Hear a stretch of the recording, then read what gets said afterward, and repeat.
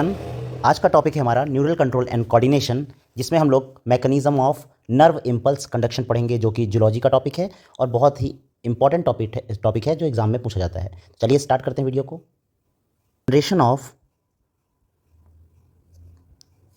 Generation and conduction of nerve impulses.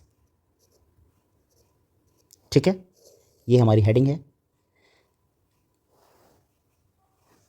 तो हम एक क्वेश्चन हमारे मन में आता है। सबसे पहले क्वेश्चन ये है कि जो न्यूरॉन होते हैं या न्यूरॉन जो सेल्स होती हैं वो क्या एक्साइटेबल सेल्स होती हैं, और अगर एक्साइटेबल सेल्स हैं तो एक्साइटेबल सेल्स क्या होती हैं, है ना। न्यूरॉन्स कब पोलराइज स्टेट में होता है, ठीक है, और कब एक्साइटेड स्टेट में होता है उसकी बात करेंगे। पोलराइज स्टेट में होने की वजह से क्या क्या कॉज देखने को मिलते हैं, और किसी न्यूरॉन सेल्स को हम पोलराइज स्टेट में कैसे बना सकते हैं उनके बारे में जानेंगे। कौन कौन से ऐसे फैक्टर हैं जो काम करते हैं उसको पोलराइज स्टेट में बनाए रखने के लिए। फिर हमारी एक क्वेश्चन आता है कि हम लोग बाहर पॉजिटिव चार्ज का डिस्ट्रीब्यूशन करते हैं, जबकि निगेटिव चार्ज का डिस्ट्रीब्यूशन हम इनर साइड करते हैं एक्सोप्लाज्म में या एक्सोनल मेम्ब्रेन में, है ना। तो चलिए इन क्वेश्चन के आंसर्स हम लोग थ्योरी के फॉर्म में यहाँ पर देंगे और एक्सप्लेन करेंगे पूरे टॉपिक को। तो सबसे पहला हम पॉइंट यहाँ पर मेंशन करते हैं कि जो न्यूरॉन्स होते हैं, है ना, न्यूरॉन्स आर एक्साइटेबल सेल्स। और ऐसा क्यों होता है? Because their membrane are in a polarize state. ठीक है, हम पोलराइज स्टेट कब बोलते हैं? जब पॉजिटिव और निगेटिव का डिस्ट्रीब्यूशन होता है तो हम उसको पोलराइज स्टेट बोल सकते हैं। तो हमारे पास एक पॉइंट ये है कि neurons are excitable cells. Neurons कैसी सेल्स होती हैं? एक्साइटेबल सेल्स होती हैं। और क्यों होती हैं? Because their membrane are in polarise state. इनकी मेम्ब्रेन जो होती है वो पोलराइज स्टेट में होती है। अब पोलराइज स्टेट का मतलब क्या होता है, ज़रा हम डायग्राम में थोड़ा देख लें। जैसे मान लीजिए एक न्यूरॉन की सेल मेम्ब्रेन है और ये न्यूरॉन की सेल मेम्ब्रेन है। अब यहाँ पर चार्ज का जो डिस्ट्रीब्यूशन है आउटसाइड एनवायरनमेंट में वो पॉजिटिव है ना, और यही डिस्ट्रीब्यूशन अगर देखा जाए इनर साइड तो ये कैसा है? निगेटिव है। ऐसे सेल्स को हम लोग क्या बोलते हैं? पोलराइज स्टेट की सेल्स हैं, या फिर हम बोल सकते हैं पोलराइज्ड मेम्ब्रेन। ठीक है, और ये किसकी मेम्ब्रेन है पोलराइज स्टेट में? अगर हमसे पूछा जाए तो हम बोल सकते हैं न्यूरॉन में। ठीक है, ये पॉइंट हो गया। नाउ ये तो हो गई पोलराइज स्टेट की कंडीशन। और न्यूरॉन सेल्स कैसे होते हैं? एक्साइटेबल सेल्स होते हैं। तो हमारे मन में एक क्वेश्चन ये आता है कि एक्साइटेबल सेल्स क्या होती हैं। तो एक पॉइंट हम मेंशन करते हैं नोट करके यहाँ पर कि व्हाट आर एक्साइटेबल सेल्स, है ना। तो जो एक्साइटेबल सेल्स होती हैं, excitable cells are the cells that react to stimulus या फिर stimuli and generate signal that can be transmitted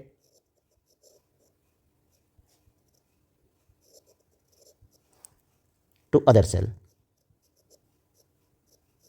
ठीक है, तो जैसा आपने देखा होगा कि मान लीजिए आपके हाथ में किसी कीड़े ने काट लिया, ठीक है।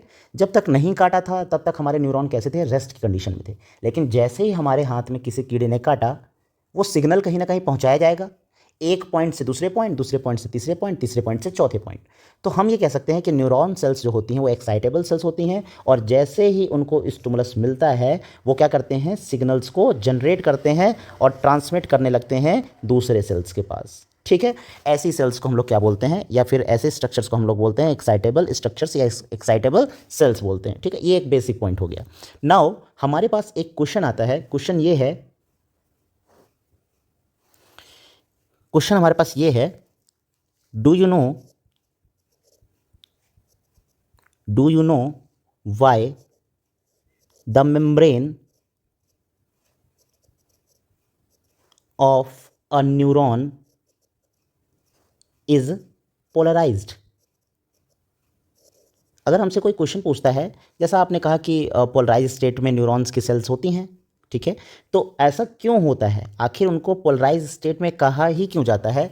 तो जब हम इस क्वेश्चन के पीछे जाते हैं, इसकी थ्योरी के पीछे जाते हैं, तो हम कॉन्सेप्ट समझते हैं। कॉन्सेप्ट ये है, इसके आंसर की बात करते हैं। यहाँ पर ये क्वेश्चन पूछे जाते हैं एग्जाम में। When a neuron is not conducting या not stimulated or when there is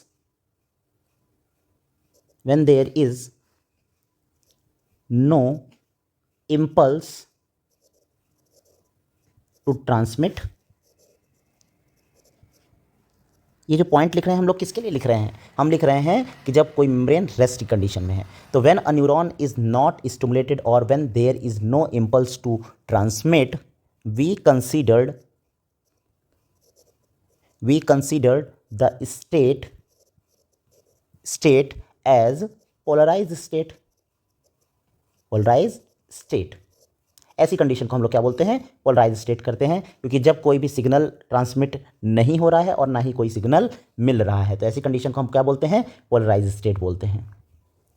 इसका मतलब ये भी होता है कि दिस, अगला स्टेटमेंट हम लिखेंगे कि this also means that the electrical charge present on the outside membrane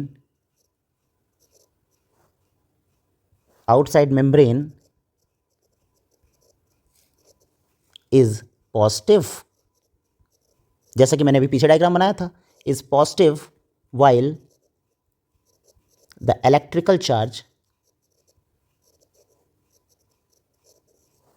present inside the membrane is negative। ठीक है, तो हमसे कंडीशन ये बोली गई है कि जब कोई न्यूरॉन की सेल जो कि पोलराइज स्टेट में है, तो इसका मतलब ये है कि उसके आउटर एनवायरनमेंट में कैसा चार्ज है? पॉजिटिव चार्ज है, और जब हम इनर एनवायरनमेंट की बात करेंगे उसके, तो वहाँ पर निगेटिव चार्ज का डिस्ट्रीब्यूशन है। और ऐसे कंडीशन में ये जो न्यूरॉन की सेल है वो किस कंडीशन में है? पोलराइज्ड स्टेट में है ये सेल, ठीक है, और इम्पल्स का जनरेशन नहीं हो रहा है, no any stimulus being provided. ठीक है, ऐसे कंडीशन में कोई भी स्टिमुलस प्रोवाइड नहीं किया जा रहा है। ठीक है, एक पॉइंट और है यहाँ पर इंपॉर्टेंट, नेक्स्ट पॉइंट देखते हैं, डिफरेंट टाइप ऑफ। अच्छा, एक क्वेश्चन ये है कि ऐसी स्टेट क्या लगातार बनी रहती होगी? क्या ये कभी डिस्टर्ब नहीं होती होगी? और इस स्टेट को बनाए रखने के लिए कोई फैक्टर काम नहीं करते क्या? तो वहाँ पर हमारे पास कुछ क्वेश्चंस आते हैं जो ये बताते हैं कि पोलराइज स्टेट को बनाए रखने के लिए कितनी मेहनत करनी पड़ती है। तो इसी में हम एक पॉइंट मेंशन करेंगे, different types of ion channel are present on the neuron cell या neural cell membrane. These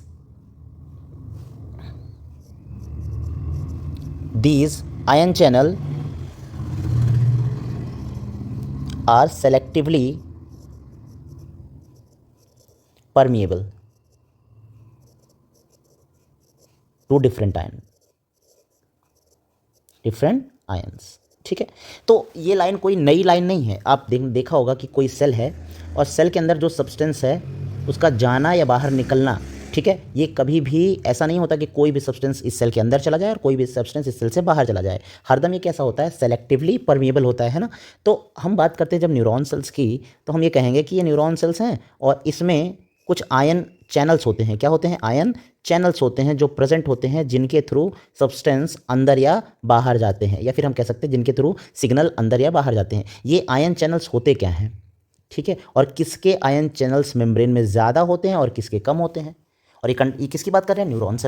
neuron cell के मेम्ब्रेन की बात कर रहे हैं। तो different type of ion channels यहाँ पर प्रेजेंट होते हैं, और वो बेसिकली कैसे होते हैं? सेलेक्टिव परमिएबल, यानी यहाँ से यहाँ पर कोई सब्सटेंस जो है वो लिमिटेड सब्सटेंस ही सेल के अंदर जा सकता है या सेल के मेम्ब्रेन के अंदर जा सकता है। ऐसा नहीं है कि सारे के सारे आयन्स चले जाएं। फॉर एग्जांपल, अगर हम बात करें सोडियम आयन की और या बात करें हम पोटेशियम आयन की, किसकी बात करें? पोटेशियम आयन की। हालांकि जो मैं ये डायग्राम बना रहा हूँ, ये एरो बना रहा हूँ, ये एरो यहाँ पर कोई इंडिकेशन नहीं कर रहा है कि सोडियम अंदर जा रहा है या बाहर जा रहा है। बस ये बता रहा हूँ कि कोई मेम्ब्रेन के अगर अंदर जाता है तो ये ज़रूर ज़रूरी नहीं है कि सारा का सारा सोडियम मेम्ब्रेन के अंदर जा सके या फिर सारा का सारा पोटेशियम मेम्ब्रेन के अंदर जा सके। ये डिपेंड करता है कि उस मेम्ब्रेन में आयन चैनल्स हैं कि नहीं हैं, और अगर हैं भी तो क्या वो आयन्स सेलेक्टिव परमिएबल है बाय द मेम्ब्रेन जिससे वो अंदर जा सकें।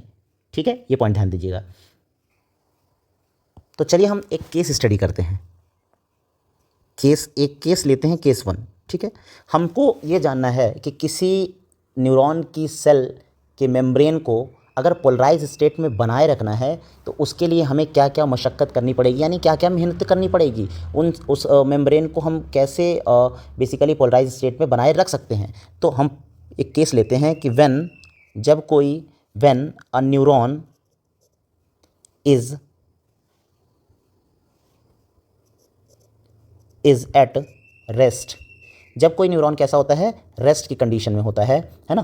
तो इसका मतलब ये है कि जब कोई न्यूरॉन रेस्ट में होता है बेसिकली, तो हमने ये बोला था कि ये पोलराइज स्टेट में होता है। तो when a neuron is at rest, when it does not receive any stimulus and is not conducting any impulse। क्योंकि रेस्ट कंडीशन का मतलब यही होता है कि ना ही कोई स्टिमुलस है और ना ही कोई इम्पल्स का जनरेशन है, तभी हम उसको क्या बोलेंगे, रेस्ट की कंडीशन बोलेंगे। तो ऐसे कंडीशन में होता क्या है, ऐसे कंडीशन में पहला पॉइंट हम मेंशन करेंगे, it's axonal membrane is comparatively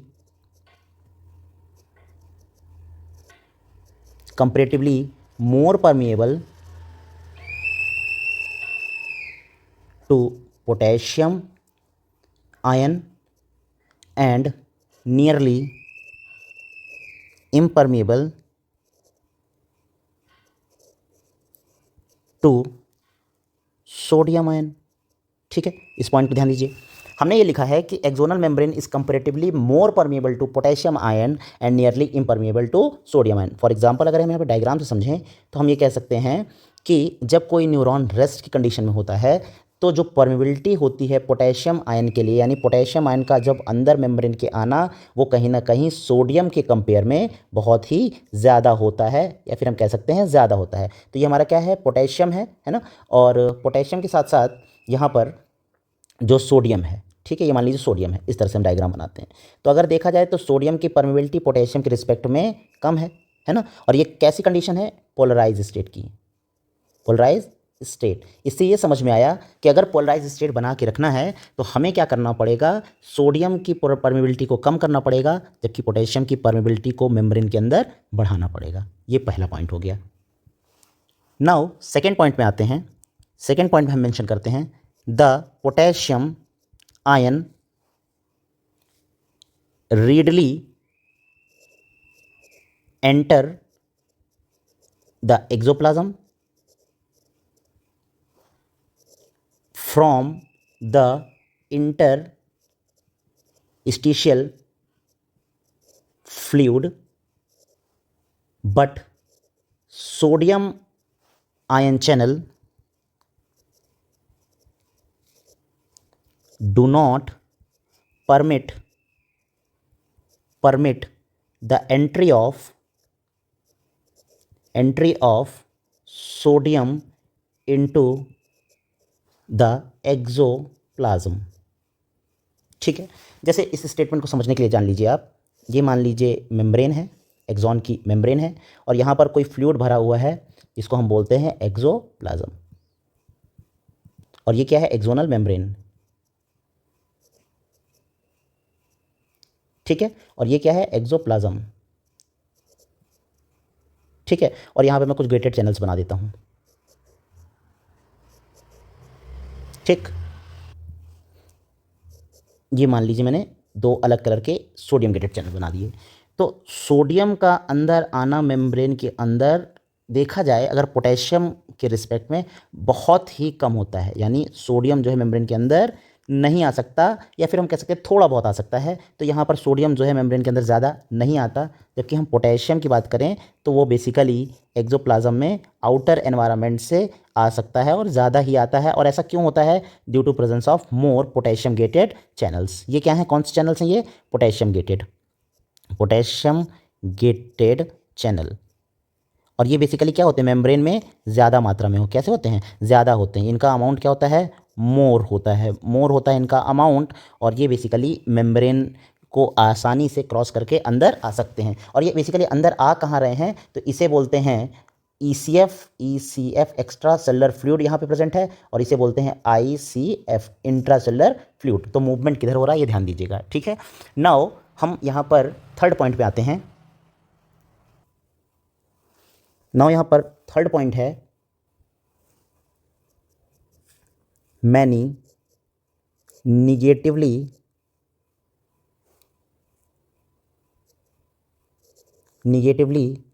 charge protein जैसे कि एस्पार्टेट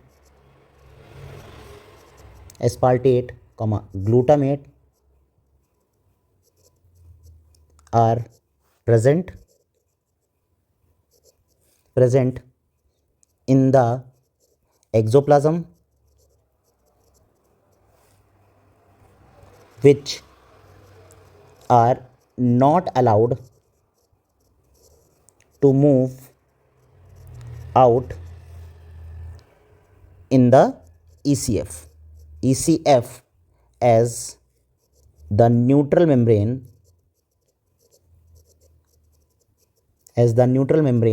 is impermeable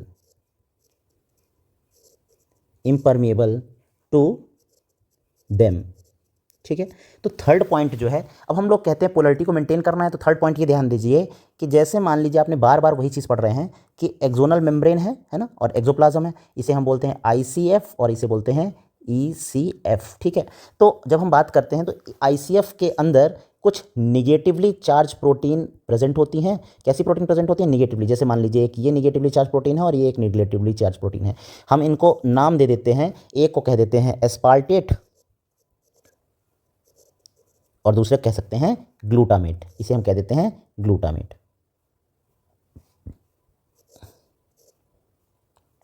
ठीक है। ये दोनों निगेटिवली चार्ज प्रोटीन हैं, या फिर ये निगेटिवली चार्ज कैसी हैं? निगेटिवली चार्ज, ठीक है। और ये इनर एनवायरनमेंट को निगेटिव बना के रखती हैं, है ना, निगेटिव बना के रखती हैं। जबकि आउटर एनवायरनमेंट में सोडियम का एक्युमुलेशन ज़्यादा मात्रा में देखने को मिलता है, जो पॉजिटिव चार्ज यहाँ पर बना के रखता है, ठीक है। और ये मेम्ब्रेन बेसिकली है कैसी? अगर दोनों को देखा जाए तो ये है न्यूट्रल। कैसी है? न्यूट्रल। पॉजिटिव और निगेटिव क्या हो जाएगा? न्यूट्रल मेम्ब्रेन हो जाएगी। तो हम ये कहते हैं कि निगेटिवली चार्ज जो है प्रोटीन जो है वो इससे बाहर नहीं जा पाता है। ऐसा क्यों होता है? इससे बाहर क्यों नहीं जा पाता? कारण ये है कि जो ये मेम्ब्रेन है वो न्यूट्रल है और बेसिकली प्रोटीन पार्टिकल्स मेम्ब्रेन को ईजिली क्रॉस नहीं कर पाते हैं, ठीक है। ये ध्यान दीजिएगा। तो ये बेसिकली यहाँ से क्रॉस नहीं करेंगे। तो ये तीन ऐसे कारण हैं जिनके कारण हम बोलते हैं कि कोई न्यूरॉन सेल्स जो है पोलराइज स्टेट में बनी हुई है, ठीक है। नाउ आगे बढ़ते हैं। अब जो ये आपने पहले पॉइंट पे पढ़ा था, जो लगातार पोटेशियम का अंदर आना और सोडियम का ना आना, जिसके कारण इनर साइड पे हाई कंसंट्रेशन ऑफ पोटेशियम हो जाता है और निगेटिवली चार्ज का कंसंट्रेशन भी ज़्यादा हो जाता है, जबकि अंदर साइड एनवायरनमेंट में सोडियम आयन का कंसंट्रेशन कम हो जाता है। तो हम ये बोल सकते हैं कि इनसाइड एक्सोप्लाज्म क्या देखने को मिलता है? Due to selective movement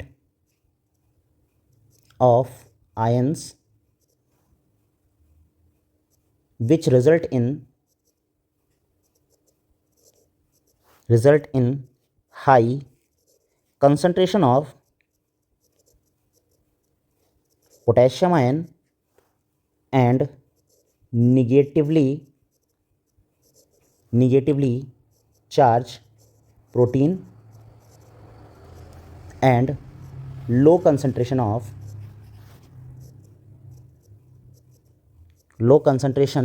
of sodium ion. और ऐसा कहाँ पर देखने को मिल रहा है, अगर हम एक छोटा सा डायग्राम बना के समझें तो ये देखिए मेम्ब्रेन है ना, और मेम्ब्रेन में अमाउंट किसका ज़्यादा हो गया अंदर, पोटेशियम आयन का ज़्यादा हो गया है, साथ में निगेटिवली चार्ज प्रोटीन भी अंदर ज़्यादा मात्रा में देखने को मिल रही हैं। और हम बोला जाए सोडियम, तो सोडियम बहुत कम है अगर पोटेशियम के रिस्पेक्ट में देखा जाए। तो ये तीन फैक्टर जो हैं अंदर देखने को मिलते हैं जो निगेटिविटी बना के रखते हैं। और ऐसा क्यों होता है, ये एक फैक्ट और भी है कि ज़्यादा पोटेशियम अंदर आता है और उसके रिस्पेक्ट में सोडियम जो है बाहर ज़्यादा है। और जब हम पंप की बात करेंगे तो वहाँ पर हर बार एक बेसिकली निगेटिव चार्ज का लॉस होता है, जिसके कारण ऐसा होता है। अभी हम उसको नेक्स्ट पॉइंट में आके मेंशन करते हैं।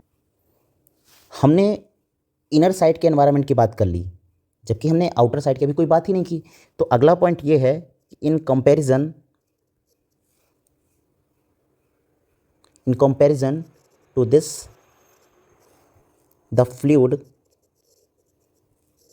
outside the axon या axonal membrane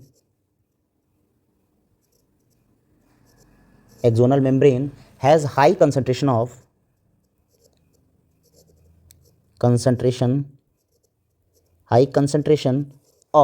बताइए किसका हाई कंसंट्रेशन था वहाँ पे, high concentration of sodium ion and low concentration of potassium ion. यानी अगर हम बोला जाए कि बाहर साइड किसका कंसंट्रेशन ज़्यादा है और किसका कम है, तो ऐसे कंडीशन में वहाँ पर हमें ये ध्यान रखना है कि सोडियम का कंसंट्रेशन बाहर ज़्यादा है जबकि पोटेशियम का कम है, क्योंकि गेटेड चैनल्स पोटेशियम के लिए ज़्यादा थे तो पोटेशियम जल्दी जल्दी अंदर आने की कोशिश करेगा। ठीक है, नाउ नेक्स्ट पॉइंट पे, अ कंसंट्रेशन ग्रेडियंट, ये जो आयन का डिस्ट्रीब्यूशन है इससे एक कंसंट्रेशन ग्रेडियंट मेंटेन होगा। अ कंसंट्रेशन ग्रेडियंट आर, या फिर हमें बोल सकते हैं और इलेक्ट्रोकेमिकल, इलेक्ट्रॉन के मूवमेंट से electrochemical gradient is formed across the membrane,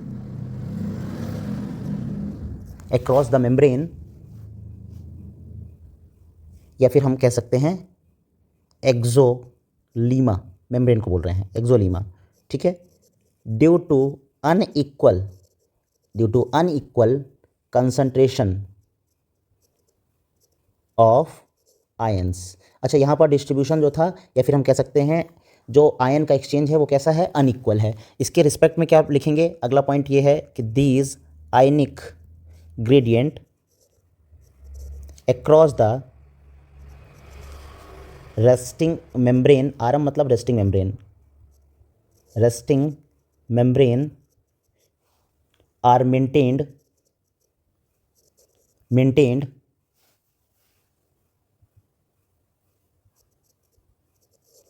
bye the active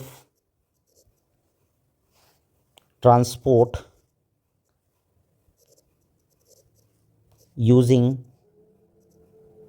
ATP as a source of energy of ions by the sodium potassium pump. और ऐसा कैसे पॉसिबल है, सोडियम पोटेशियम पंप के द्वारा।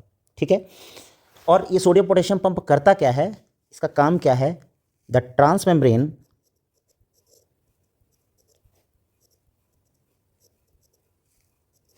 सोडियम, अच्छा ये ट्रांसमेम्ब्रेन क्या है, ट्रांसमेम्ब्रेन पोजीशन को बताता है, सोडियम पोटेशियम पंप लगा कहाँ पे है। तो sodium potassium pump use the energy from ATP to expel 3 sodium outward. ठीक है, जिसे हम बोलते हैं इफ्लक्स। ठीक है, 3 sodium outward and allow entry of 2 potassium inward. इसकी कहानी हम आगे पढ़ेंगे कि बेसिकली 3 सोडियम जो है इसे बाहर फेंका जा रहा है और 2 पोटेशियम अंदर लाया जा रहा है, कैसे किया जा रहा है ये, और ये पोटेशियम जो आ रहा है वो कैसे आ रहा है, हम लोग वहाँ पर गेटेड चैनल्स देखते थे, तो वो गेटेड चैनल्स सोडियम के लिए बंद रहते थे जबकि पोटेशियम के लिए खुले रहते थे, ठीक है, पोलराइज स्टेट को बनाए रखने के लिए। तो इनको क्या करते हैं हम लोग, तो पोटेशियम इनवर्ड लाते हैं, इसे बोलते हैं इनफ्लक्स, ठीक है, ये पॉइंट है। तो इसकी कहानी जो है स्टार्ट होगी जब हम एक्शन पोटेंशियल जनरेट करेंगे। नाउ नेक्स्ट पॉइंट पे आते हैं। हेंस इन द एक्सोप्लाज्म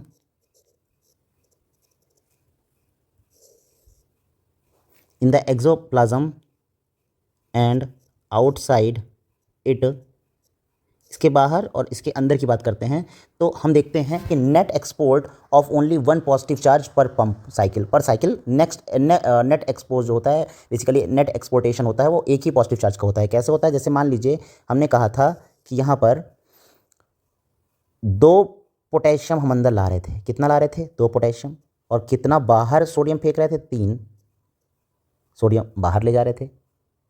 और जब हम इसको अंदर ला रहे थे और बाहर ले जा रहे थे तो वहाँ पर एक पंप काम करता है जिसका नाम होता है सोडियम पोटेशियम पंप, जो कि एटीपी डिपेंडेंट होता है, एटीपी से चलता है, ठीक है।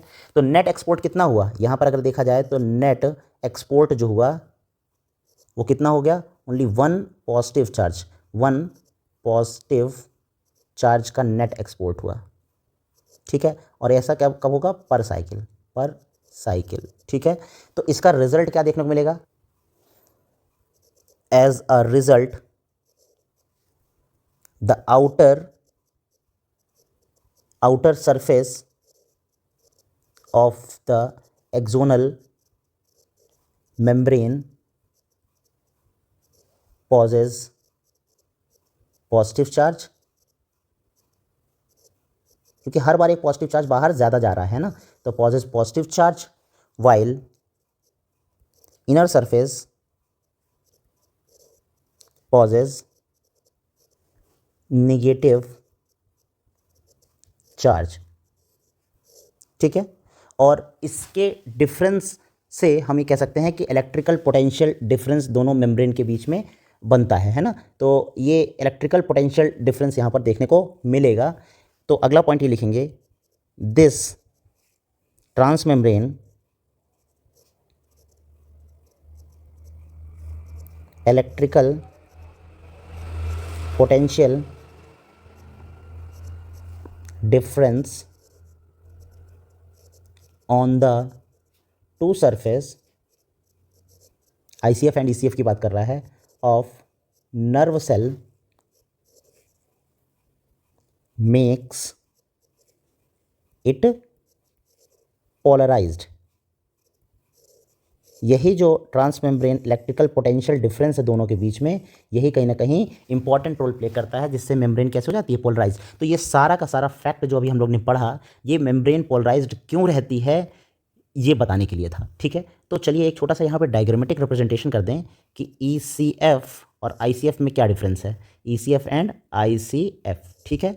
तो जब हम बात करते हैं, मान लीजिए कि अंदर साइड का एनवायरनमेंट कैसा है, इसे हम बोल देते हैं, अंदर साइड वाले को बोल देते हैं ICF, क्या बोलेंगे इसको ICF, और बाहर वाले को बोल देंगे ECF, ठीक है।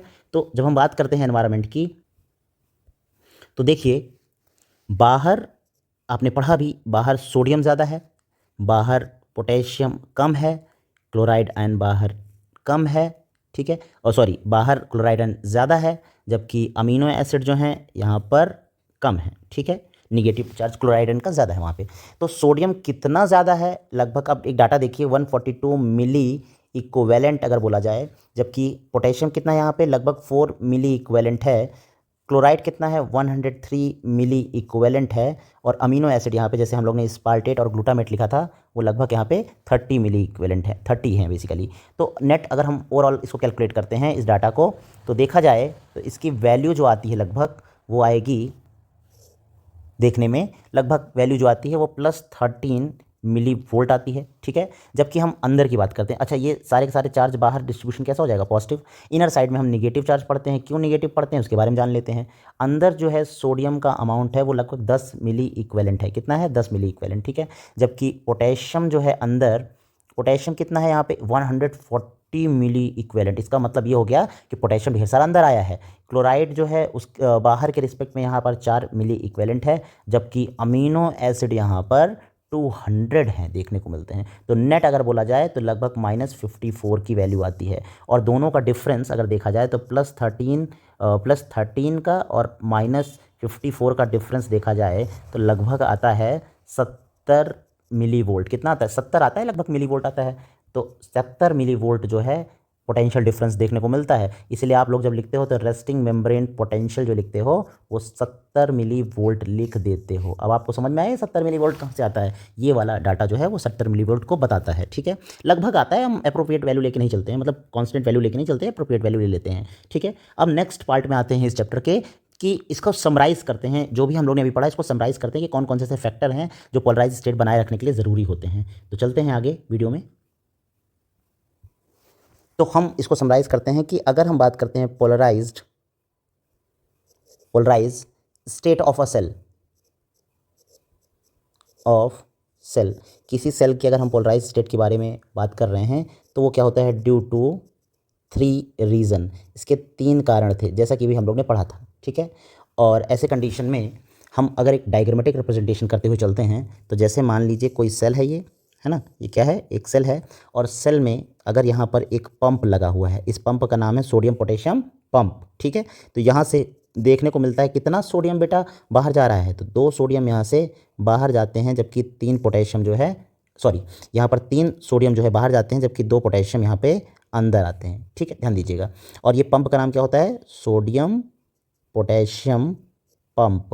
और ये किस पे डिपेंडेंट होता है बेटा? ये एटीपी डिपेंडेंट होता है। कैसा होता है? एटीपी डिपेंडेंट होता है, एडेनोसिन ट्राइफॉस्फेट डिपेंडेंट होता है। ठीक है, नाउ हम लोग ने 3 फैक्टर लिखे थे ना, 3 रीज़न। तो पहला रीज़न तो ये हो गया। दूसरा एक और रीज़न है यहाँ पे, दूसरा रीज़न हम बनाते हैं कि जब हम देखते हैं negatively charge protein, negative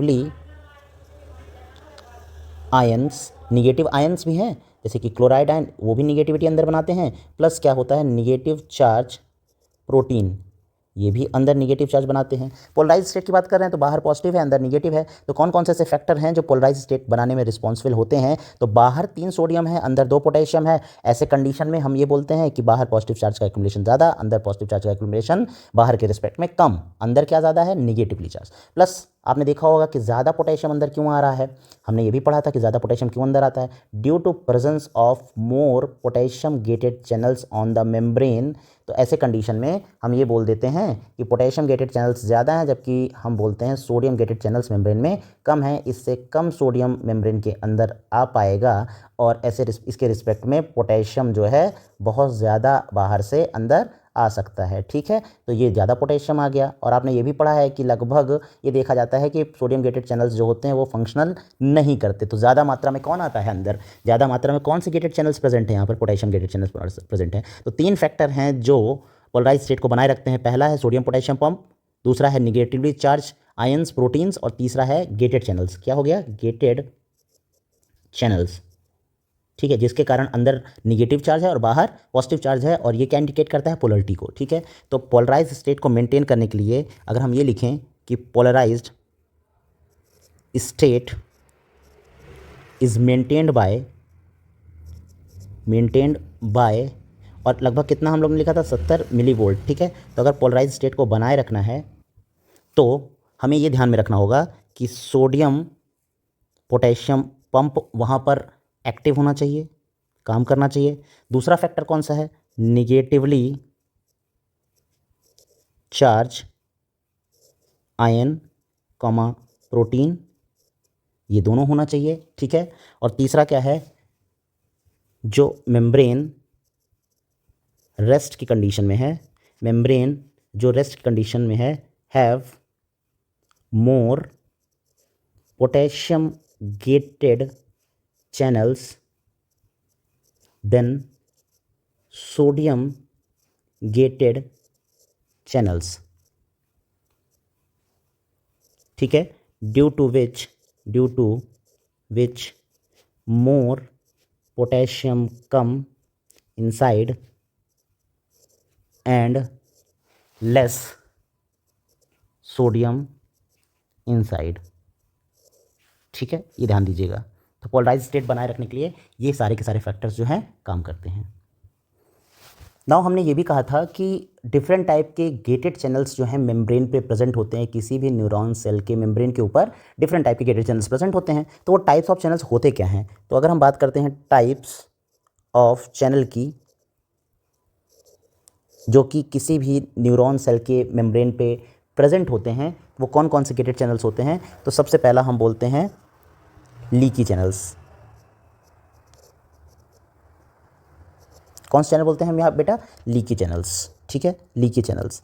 leaky channels क्या होते हैं? जब हम बात करते हैं जैसे किसी की मेम्ब्रेन में, जैसे पोलराइज सेल की मेम्ब्रेन है ना, ये पोलराइज सेल की मेम्ब्रेन है। इस मेम्ब्रेन में सोडियम और पोटेशियम गेटेड चैनल्स होते हैं जो मेम्ब्रेन में एम्बेडेड होते हैं। और अगर बोला जाए ये चैनल्स को कहेंगे क्या, तो इन्हें कहते हैं लीकी चैनल। जैसे कि ये सोडियम का हो गया, जैसे मान लीजिए इसको पोटेशियम का मान लेते हैं इस तरह से, और अभी हम लोग ने कलर बनाया था तो यहाँ पे मान लेते हैं इसको, ये सोडियम गेटेड चैनल्स हो गए। ठीक है, तो लीकी चैनल्स वो चैनल्स होते हैं जो पोलराइज सेल की मेम्ब्रेन में प्रेजेंट होते हैं। ये हम कहते हैं इसको पोलराइज्ड सेल की मेम्ब्रेन में ये एम्बेडेड हैं। और ये लीकी चैनल्स जो हैं यहाँ से सब्सटेंस के लीकेज में हेल्प करते हैं, जिससे कोई सब्सटेंस मेम्ब्रेन के अंदर आसानी से जा सके। ठीक है, ये लीकी चैनल्स हो गए। दूसरे और कौन से चैनल्स होते हैं? सेकेंड चैनल हमारे होते हैं वोल्टेज गेटेड चैनल्स। ठीक है, वोल्टेज गेटेड चैनल्स। ये कैसे चैनल्स होते हैं? ज़्यादातर बेटा ये क्या होते हैं, दे आर ऑलवेज क्लोज होते हैं अनटिल, जब तक कोई भी वोल्टेज चेंज देखने को ना मिले। तो जनरली ये कैसे होते हैं? जनरली दे आर क्लोज्ड, और क्लोज कब रहेंगे? जब पोलराइज स्टेट में रहेगी। ठीक है, but generally they are closed. और एक अगर हमसे कोई पॉइंट पूछे कि बेसिकली ये कब क्लोज रहते हैं, तो हम कह सकते हैं कि पोलराइज स्टेट में जनरली ये क्लोज रहते हैं। But when there is any change in voltage, और लगभग -70 मिली वोल्ट जो इसका वोल्टेज था, अगर इससे चेंज होता है, change in voltage, then they become active. यानी हम कह सकते हैं चार्ज का डिफरेंस डिस्ट्रीब्यूशन अगर थोड़ा सा भी डिस्टर्ब होता है तो 70 मिली वोल्ट जो है यहाँ पर डिस्टर्ब हो जाएगा, फिर -60, 30, 50, 0 ऐसे बेसिकली चेंज देखने को मिलता है। नाउ थर्ड पॉइंट में आते हैं। थर्ड पॉइंट ये है, कुछ मैकेनिकल गेटेड चैनल्स भी होते हैं मेम्ब्रेन में। मैकेनिकल गेटेड चैनल ये भी मेम्ब्रेन में देखने को मिलते हैं। ठीक है, मैकेनिकल गेटेड चैनल्स ये क्या होते हैं? ज़्यादातर ये क्लोज ही होते हैं जब तक मैकेनिकल प्रेशर ना अप्लाई किया जाए। तो हम ये कह सकते हैं कि always remain closed until no any mechanical pressure is applied. Pressure is applied. जब तक कोई मैकेनिकल प्रेशर अप्लाई ना किया जाए तब तक ये चैनल्स कैसे होते हैं? ज़्यादातर क्लोज ही होते हैं। ठीक है, नाउ फोर्थ पॉइंट में देखा जाए, फोर्थ पॉइंट एक और चैनल होता है लिगेंड गेटेड चैनल।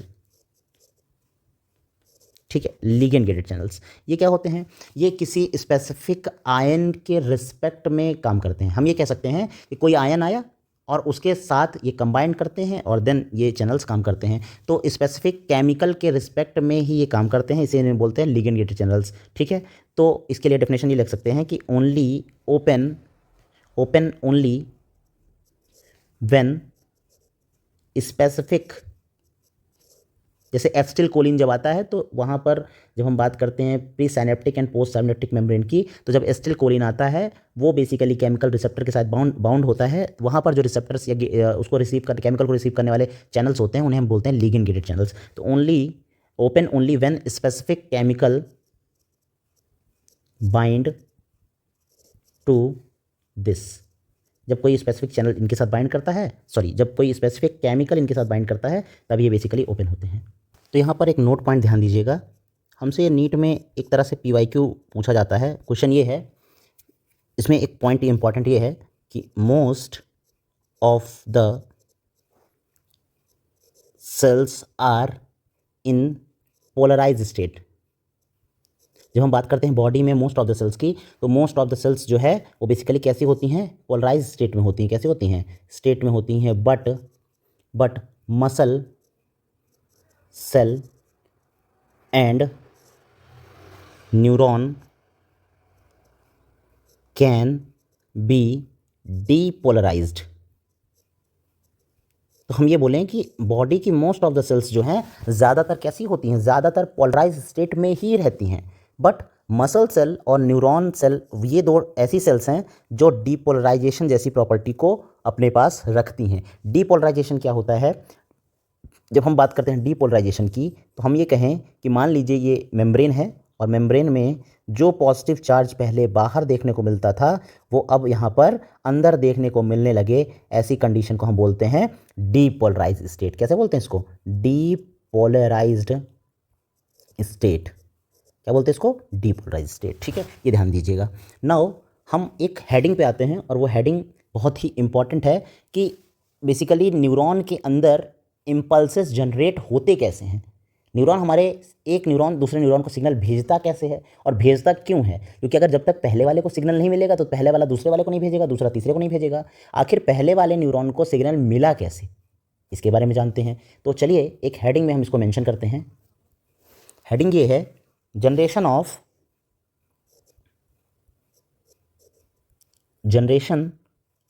ए इम्पल्स या generation of a nerve impulse, ये भी बोल सकते हैं, जनरेशन ऑफ ए इम्पल्स। ठीक है, नाउ हम पहला पॉइंट इसमें मेंशन करते हैं, सिंस द मेम्ब्रेन या फिर since the membranes of neuron are polarised. जैसा कि अभी हम लोग ने ऊपर पढ़ा था, ये डीपोलराइज भी हो सकती हैं, लेकिन ऐसा नहीं है कि पोलराइज स्टेट में नहीं रहती। Since the membrane of neuron are polarised, comma they are excitable cells. हमने पहले ये बताया था एक्साइटेबल सेल्स क्या होती हैं। ठीक है, ध्यान दीजिएगा इसको, they are excitable cells. Now second point, when a stimulus reach at a site, NCERT की पॉइंट है ये, when a stimulus reach at site, suppose हम साइट मान लेते हैं, ए साइट मान लेते हैं। ठीक है, on the polarised membrane of a neuron, ये एनसीईआरटी की लाइन है, neuron, it cause closure of the sodium potassium pump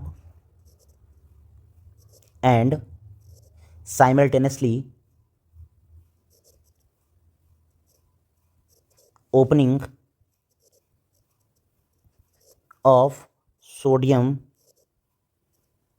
ion channels। ठीक है, तो जैसे ही हमने क्या हेडिंग डाली है, हमने हेडिंग लिखा है कि जनरेशन ऑफ इम्पल्सेस या नर्व इम्पल्सेस। अब नर्व इम्पल्स जो है जनरेट किए जा रहे हैं या जनरेट हो रहे हैं, तो ऐसे कंडीशन में जो पोलराइज स्टेट थी उसको डिस्टर्ब कर दिया जाएगा। तो पोलराइज स्टेट बनाए रखने के लिए सोडियम पोटेशियम पंप का चालू रहना बहुत ज़रूरी है। जबकि जब हम बात करते हैं कि कोई न्यूरॉन सेल है वो पोलराइज स्टेट में है और सोडियम पोटेशियम पंप चल रहा है उसको पोलराइज स्टेट में बनाए रखने के लिए, लेकिन अगर मान लीजिए इम्पल्स मिलते हैं, अगर हमको बेसिकली मैसेज मिलता है, तो ऐसे कंडीशन में जो न्यूरॉन सेल्स है वो बेसिकली उस मैसेज को आगे डिलीवर करेगी। जब आगे डिलीवर करेगी तो सबसे पहले क्या करेगी, सोडियम पोटेशियम पंप को बंद कर देगी और उसके बंद होने से सोडियम आयन चैनल्स जो हैं वो खुल जाएंगे। ठीक है, तो जब भी सिग्नल आता है तो सोडियम आयन चैनल्स जो हैं वो बेसिकली वहाँ पर खुल जाते हैं, क्योंकि कोई सिग्नल जब आएगा तो मैकेनिकल गेटेड चैनल्स वहाँ पर काम करते हैं। देखिए चैनल कैसे काम करते हैं, उसके डायग्रामेटिक रिप्रेजेंटेशन करते हैं हम लोग। चलिए एक न्यूरॉन बनाते हैं, रफली डायग्राम यहाँ पे बनाते हैं हम लोग थोड़ा सा।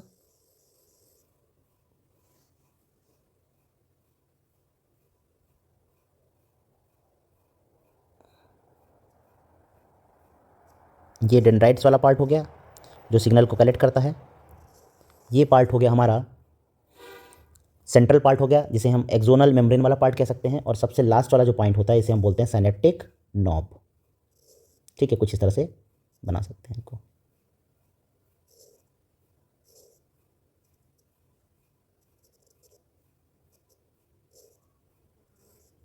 ये साइनेप्टिक नॉब वाला हिस्सा हो गया। ठीक है, नाउ हमने कहा कि गेटेड चैनल्स प्रेजेंट होते हैं। ठीक है, अलग अलग टाइप के गेटेड चैनल्स न्यूरॉन में देखने को मिलते हैं। तो कुछ गेटेड चैनल्स यहाँ भी बनाते हैं। ये कुछ मैकेनिकल गेटेड चैनल्स मैं यहाँ पे बना रहा हूँ। कैसे चैनल्स हैं ये? Mechanical gated channels. क्योंकि सिग्नल को कलेक्ट कौन करता है? डेंड्राइट्स। तो हम इसे डेंड्राइट्स में ही बनाएंगे, ठीक है, डेंड्राइट्स में बनाएंगे। और ये चैनल्स हैं कैसे? मैकेनिकल गेटेड चैनल्स हैं।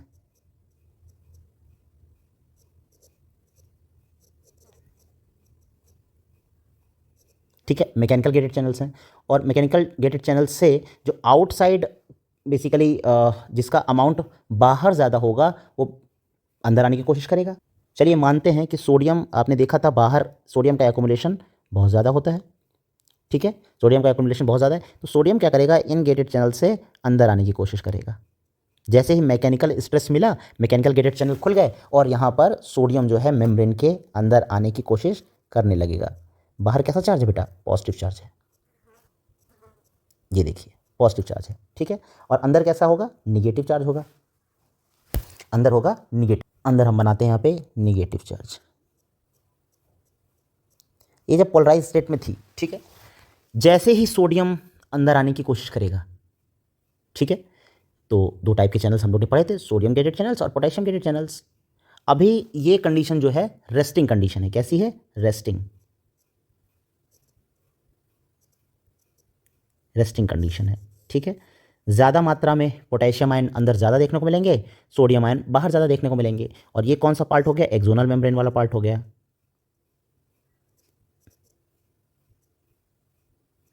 और इसे कहेंगे ICF और इसे कहेंगे ECF, ठीक है। नाउ इस कंडीशन में हमें ये ध्यान देना है, एक पॉइंट हम यहाँ पे मेंशन कर लेते हैं। अच्छा, गेटेड चैनल्स जो प्रेजेंट हैं वो तो प्रेजेंट है ही हैं, उनकी बात अब हम नहीं कर रहे हैं। गेटेड चैनल्स, हमने सिर्फ मैकेनिकल गेटेड चैनल्स बात किया, लीकी चैनल्स की कोई बात नहीं की। सोडियम और पोटेशियम के जो चैनल्स मेम्ब्रेन में प्रेजेंट होते हैं उनकी बात नहीं किए हैं अभी, उसके बारे में भी हम जानेंगे। तो एक पॉइंट यहाँ पर नोट करके पहले मेंशन करते हैं, नोट करके लिखते हैं, इनसाइड द साइटोप्लाज्म या axoplasm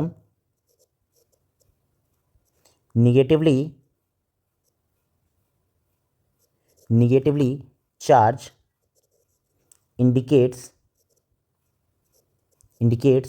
there is less positive charge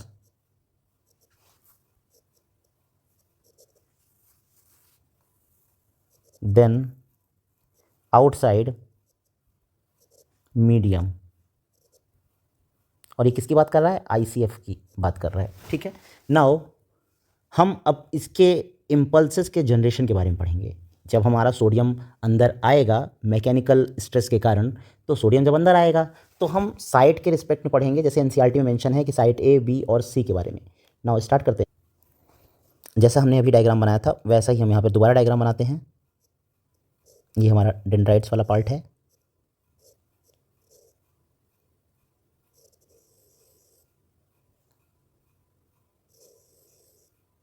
ठीक है, इस तरह से डेंड्राइट्स वाला पार्ट है। नाउ हम बात करते हैं साइट A की। साइट A, साइट B और साइट C। ये कौन सा साइट है? ये A है, ये B है और ये C है, जैसा कि NCERT में बना हुआ है,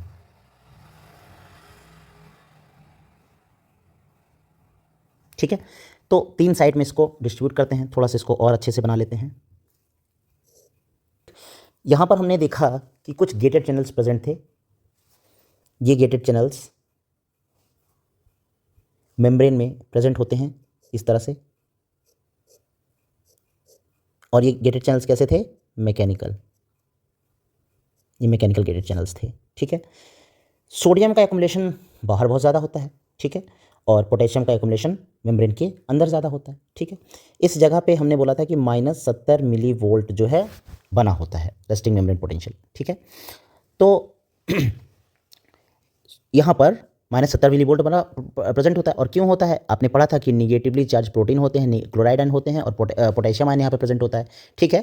नाउ जब सोडियम ज़्यादा मात्रा में अंदर आएगा, कौन आएगा? सोडियम।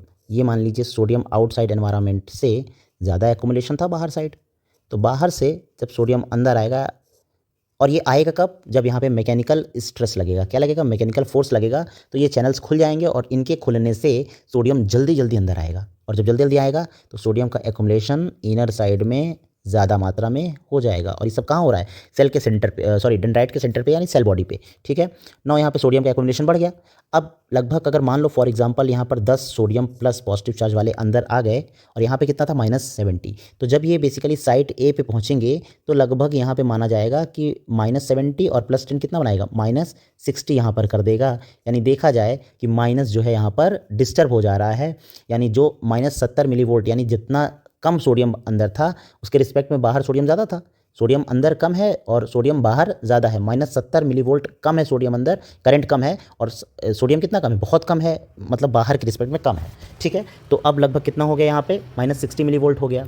ऐसे कंडीशन में हम ये कहेंगे कि जैसे ही सोडियम बाहर से अंदर आएगा तो मैकेनिकल गेटेड चैनल्स खुले थे तभी सोडियम अंदर आया था, जिससे निगेटिवली चार्ज साइट ए पे रिड्यूस हो गया है, -70 से प्लस की तरफ बढ़ रहा है, मतलब -60 मिलीवोल्ट हो जाता है, ठीक है।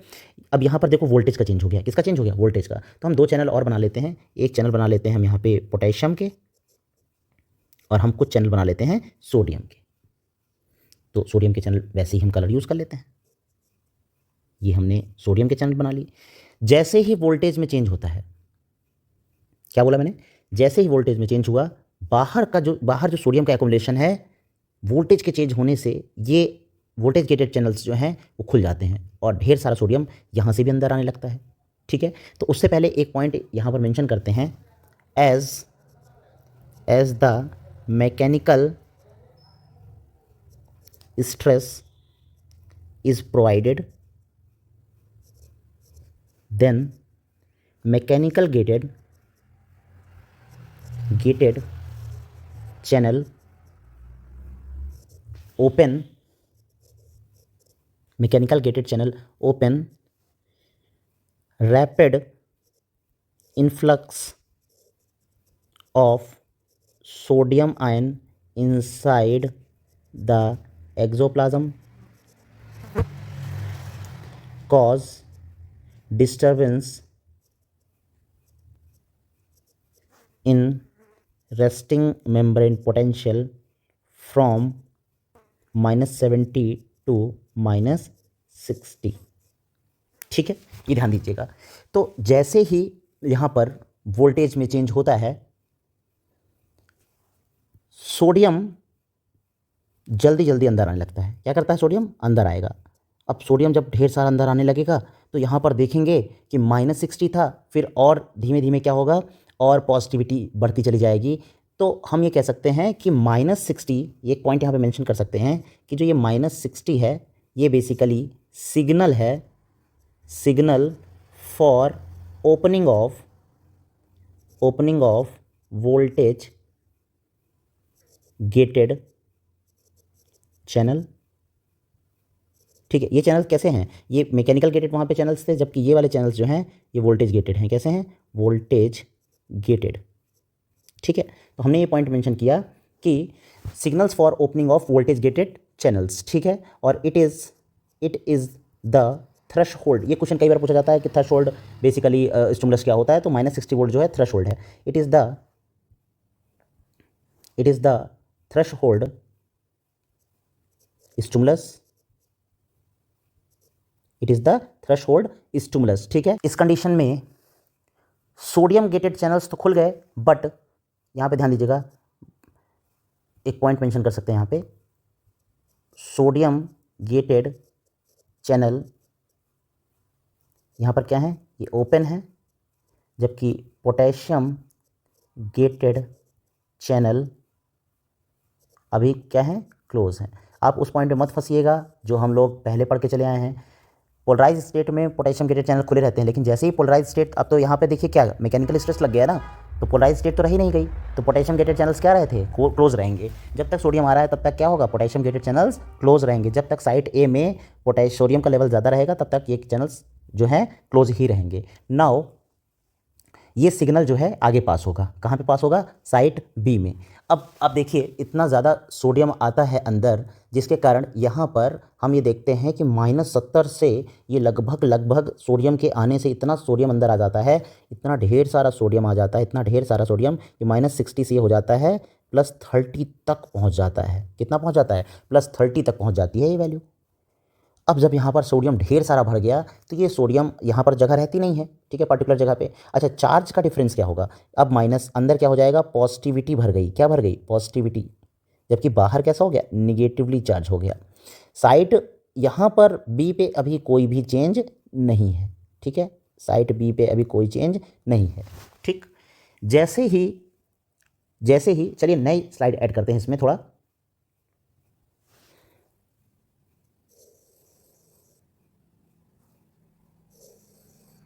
हमने यहाँ तक पढ़ लिया है, साइट ए की बात करते हैं, ठीक है। हमने चैनल्स, गेटेड चैनल्स यहाँ पे बनाए थे, हमने गेटेड चैनल्स यहाँ पे बनाए थे, ठीक। ये गेटेड चैनल्स जैसे ही हमने बोला कि यहाँ पर, ठीक है, गेटेड चैनल्स बनाए थे, तो हमने ये बोला कि अंदर बहुत ज़्यादा सोडियम आ जाता है। कितना आ जाता है, लगभग -70 मिलीवोल्ट रहता था, फिर -60 पहुँच जाता है, और ये पहुँच जाता है लास्ट में +30, क्योंकि सोडियम का एक्यूमुलेशन अंदर बहुत ज़्यादा हो जाता है। कैसा हो जाता है, बहुत ज़्यादा हो जाता है, ठीक है। नाउ 70 मिलीवोल्ट से -70 मिलीवोल्ट से +30 पहुंच जाता है, तो सोडियम का इन्फ्लक्स इनसाइड इतना ज़्यादा होता है कि ऐसे कंडीशन में एट लास्ट ये पहुंच जाता है, ये मेम्ब्रेन जो पहुंच जाती है यहाँ पर डीपोलराइजेशन कंडीशन में चली जाती है। पोलराइज से कहाँ चली गई है, डीपोलराइज कंडीशन चली गई। नाउ इस साइड पे होता क्या है फर्दर, अब साइट बी की बात करते हैं, तो साइट बी में, अच्छा एक पॉइंट याद रखिएगा कि जो -70 मिलीवोल्ट था, 70 मिलीवोल्ट, इसे बोलते हैं रेस्टिंग मेम्ब्रेन पोटेंशियल, क्या बोलते हैं इसको, रेस्टिंग मेम्ब्रेन पोटेंशियल। -60 मिलीवोल्ट को क्या बोलते थे, इसको बोलते थे थ्रेशहोल्ड पोटेंशियल, ठीक है। और +30 मिलीवोल्ट को बोलते हैं हम लोग एक्शन पोटेंशियल,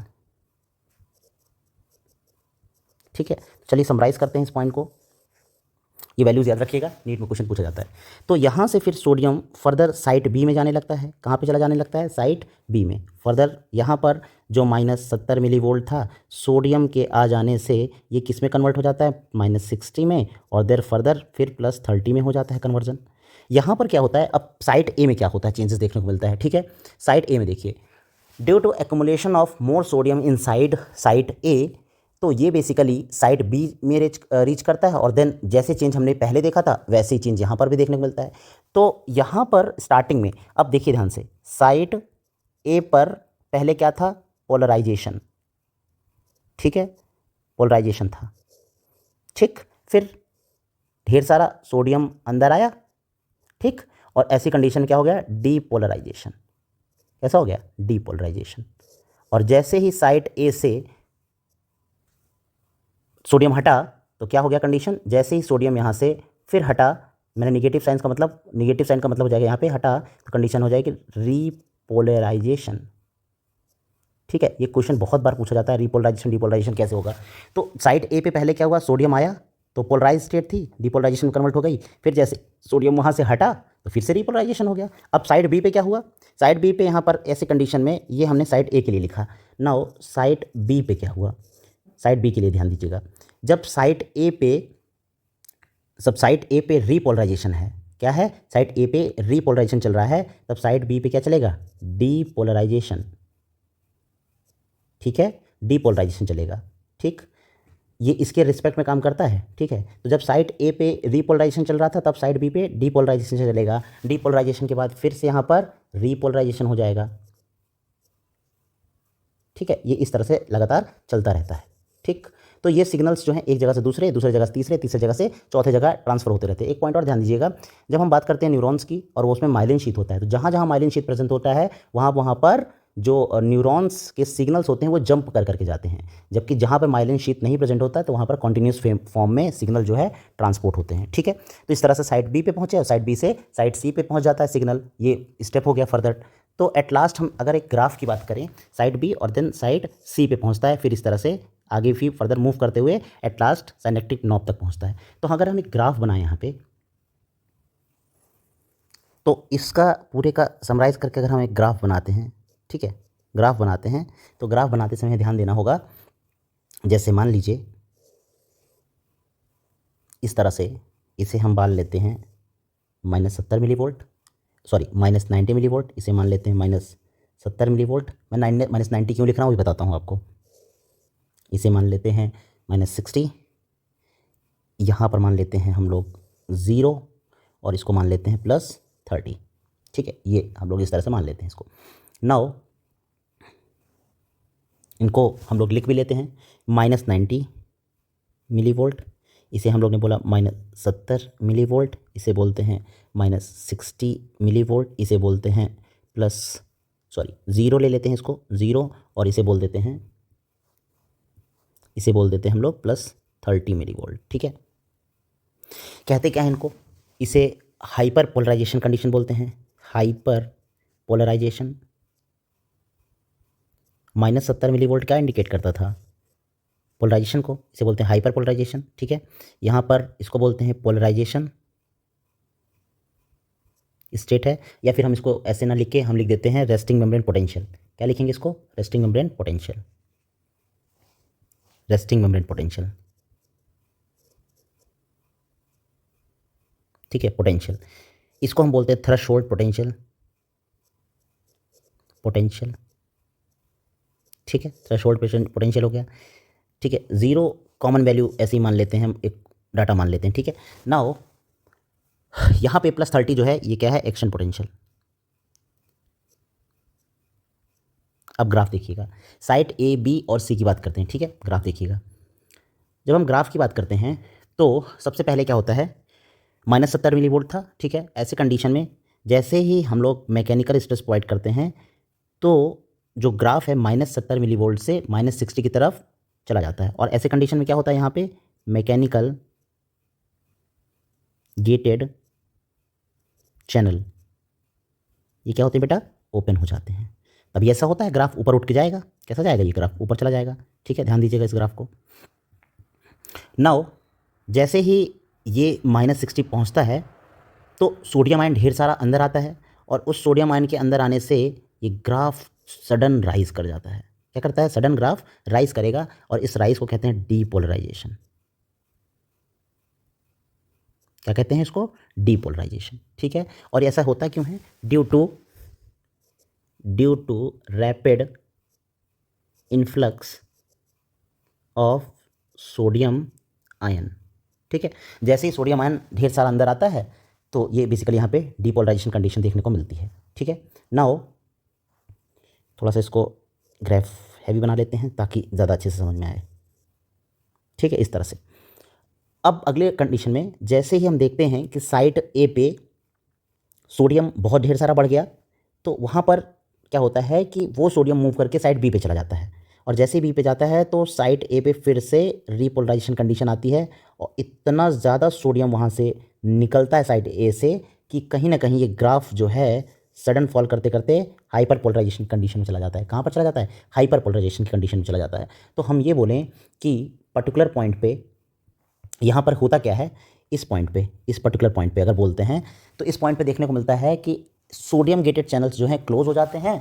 ठीक है, +30 पे होता क्या है, इस +30 पे सोडियम गेटेड चैनल क्लोज हो जाते हैं। ठीक है, सोडियम गेटेड चैनल क्लोज होते हैं, और होते कब हैं, +30 मिलीवोल्ट अटेन करने के बाद, जिसको हम बोलते थे एक्शन पोटेंशियल। ठीक है, due to which sodium trapped, ये फैक्ट है। अब कहानी ये है कि जब हमने बोला था कि साइट ए पे सोडियम भर जाता है तो वो बेसिकली बाहर निकल क्यों नहीं पाता, उचिंग गेटेड चैनल से बाहर निकल जाना चाहिए, तो निकल इसलिए नहीं पाता क्योंकि सोडियम गेटेड चैनल्स बंद हो जाते हैं, और उनके बंद होने से पोटेशियम गेटेड चैनल्स ओपन हो जाते हैं। ठीक है, तो due to which sodium trapped at site A. ठीक है, so sodium move to next region. ठीक है, और इस कंडीशन को हम लोग क्या बोलते हैं बेटा, यहाँ पर जो कंडीशन देखने को मिलती है इसे हम क्या बोलते हैं, इस कंडीशन में इसको हम बोलते हैं रीपोलराइजेशन। और रीपोलराइजेशन होता क्या है, क्यों है, repolarisation due to rapid influx of potassium ion.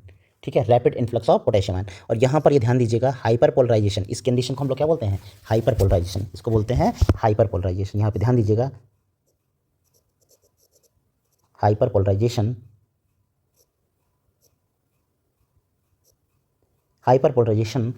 due to more removal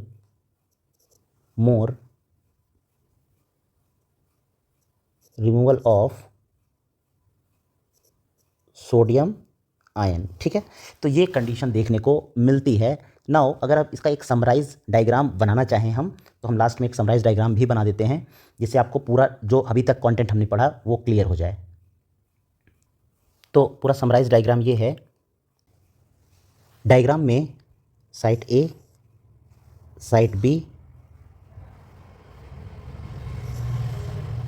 यहाँ पर देखने को मिल रहा है। ठीक है, साइट ए, बी और सी साइट है। ठीक है, तो जब हम बात करते हैं यहाँ पर, हम यहाँ पर पंप भी बना दे रहे हैं।